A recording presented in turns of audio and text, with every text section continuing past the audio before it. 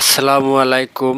তো একটি কলমের কাজ যখন করা হয় এবং একটি কলম সম্পূর্ণরূপে স্থাপন করতে হলে পারে, বেজের উপরে কলমটা বসাইতে হলে পারে যে কাজগুলো আমাদের অবশ্যই করতে হবে এবং জানতে হবে, এবং সেই কাজগুলো অবশ্যই আমাদের ড্রয়িং অনুযায়ী হতে হবে।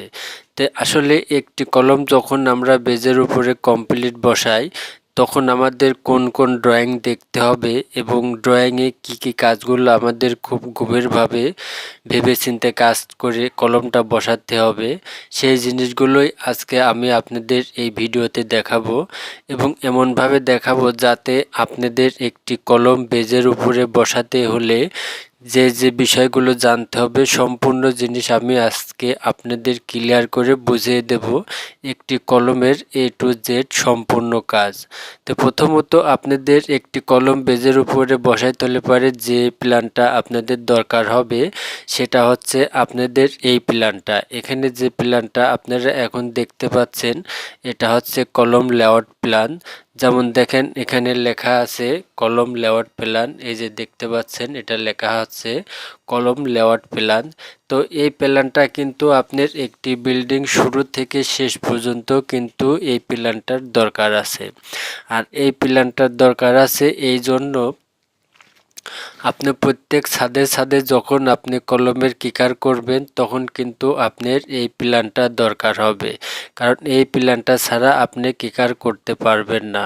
অনেক সময় দেখা যায় একটি বিল্ডিংয়ে যদি একজন ফোরম্যান থাকে, সেই ফোরম্যান যদি একটি বিল্ডিংয়ের কাজ সম্পূর্ণ করে তাহলে কিন্তু এই বিল্ডিং সম্বন্ধে একটি ফোরম্যানের অনেক কিছু জানা হয়ে যায় এবং অনেক কিছু তাহার মুখস্থ থেকে থাকে। সেই ক্ষেত্রে কিন্তু অনেক সময় সেই ফোরম্যানের এই প্ল্যানটার প্রয়োজন হয় না। কি কারণে প্রয়োজন হয় না, তার প্রত্যেকটি জিনিস ভালোভাবে খেয়াল আছে, কারণ সে নিচে থেকে শুরু করছে কাজ এবং শেষ পর্যন্ত করছে, যার কারণে কিন্তু এই জিনিসটা অনেক সময় তার প্রয়োজন পড়ে না। কিন্তু যখন আপনার ফোরম্যান চেঞ্জ হয় অথবা মিস্ত্রি চেঞ্জ হয় সেই ক্ষেত্রে এই কিকার করার সময় কিন্তু আপনার এই প্ল্যানটা অবশ্যই লাগবে। আর এই প্ল্যানটা লাগবে আপনার এই জন্য কলমের যে সেন্টার লাইনগুলো আপনারা এখানে দেখতে পাচ্ছেন, এই যে যেমন দেখুন এখানে যে সেন্টার লাইনটা আছে আপনার এই যে 11 ফিট 4 ইঞ্চি, এরপরটা আছে 14 ফিট 6 ইঞ্চি।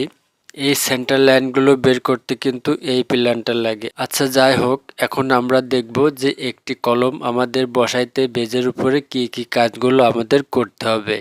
তো এখন মনে করুন এখানে যে কলমগুলো আপনারা দেখতে পাচ্ছেন, এখানে যে কলমগুলো আছে, তো সাপোজ মনে করুন আমরা এখন এখানে যে কলমটা দেখতে পাচ্ছেন এটা কলম নাম্বার হচ্ছে এখানে দেখুন C3 সাইজ 12/20।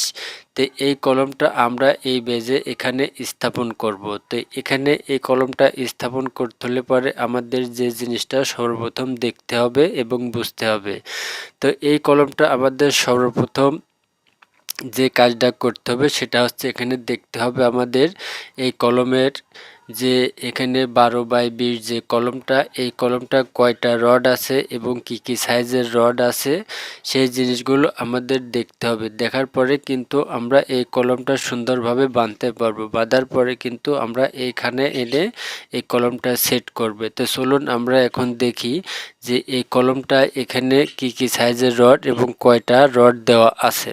তো এখানে যে প্ল্যানটা আপনারা দেখতে পাচ্ছেন এটাই হচ্ছে সেই কলম সেকশন প্ল্যান। তো এই প্ল্যানে আমরা অবশ্যই দেখতে পারবো যে এখানে কয়টা করে রড আছে এবং কি কি সাইজের রড আছে, আমরা সেই জিনিসটা এখানে ক্লিয়ার দেখতে পারবো। তো আমরা ওখানে দেখছিলাম C3 নাম্বার কলম আপনার 12/20। তো এখানে দেখুন এটা দেখা যাচ্ছে 12/20 এবং এখানে দেখুন C3 কলম 12/20।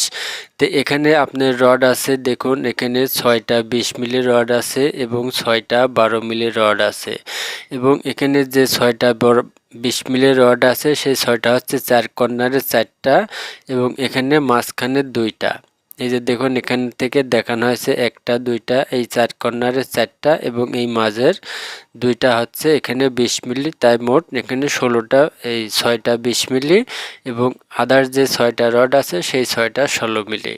তো এই 16 মিলি এবং 20 মিলি রড দিয়ে এই কলমটা এখানে আমাদের বাঁধতে হবে। বাঁধার পর আমরা যখন কলমটা সেটিং করব তখন আমাদের কি কাজটা করতে হবে, এখানে যখন আমরা এই বেজের উপরে কলমটা এখানে বসাবো তখন আমাদের অবশ্যই এই যে কলমের এখানে সেন্টারগুলো দেখতে পাচ্ছেন, এই সেন্টারগুলো আমাদের খুব ভালোভাবে খেয়াল করতে হবে কোন দিক থেকে কত সেন্টার লাইন গেছে। যেহেতু এদিকের কলমের এটা হচ্ছে গ্রেড লাইন এবং এই দিকের এইটা হচ্ছে গ্রেড লাইন, তো এই কলমের এই পাশের যে গ্রেড লাইনটা আছে এখানে থেকে দেখুন এইদিকে কম আছে এইদিকে বেশি আছে, ঠিক সেই ক্ষেত্রে আমরা বেজের উপরে কিন্তু এইভাবে কম বেশ করে আমাদের এই কলমটা বসাতে হবে।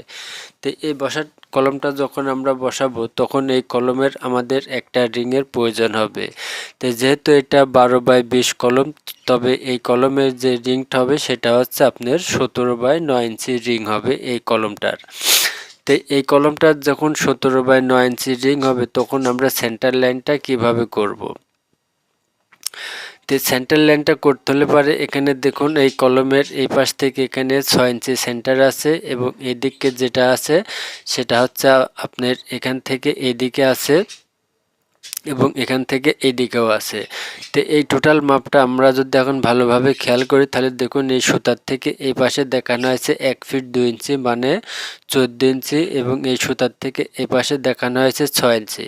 তো যেহেতু আমাদের রিংটা হবে এখানে 17x9, তো সেই ক্ষেত্রে আমরা একটা রিং এই পাশে যে আপনার 9 ইঞ্চি থাকবে সেই 9 ইঞ্চিতে আমরা 1.5 ইঞ্চিতে একটা দাগ দেব এবং এই পাশে যে 17 থাকবে সেই 17 থেকে এই পাশে আমরা 4.5 ইঞ্চিতে একটা দাগ দেব।